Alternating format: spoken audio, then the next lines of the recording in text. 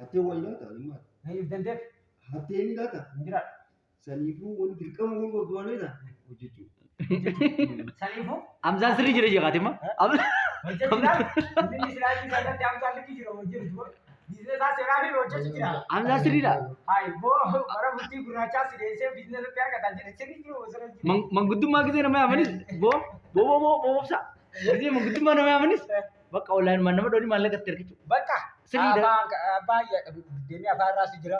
Harka irraas jira beeka. Qarshiidha jeqa. Hai dumo biizines Wanni Amzaan jiraatu maallaqa. maallaqa. Yoo maallaqa yoo achi wanni biraa jannanni faan dantasaa jetta. Aboo jannata irraa asii kuma qaba maallaqa argannaan. Jannanni isaa maallaqa maati. Ammatti argannaan jannata akiraa rabbii qaba siin jaa humna Dawwalii fi mi'aati maaliif viidiyoo tana dalagaa jirre? silkii isaatiin maaltu waan nagee asii dawalaa fi maraan. Atis murtii gurraacha irra si gahee jira. Mana murtii gurraacha irra na dhaaba. Tana booda nama jiraachuu dandeetti.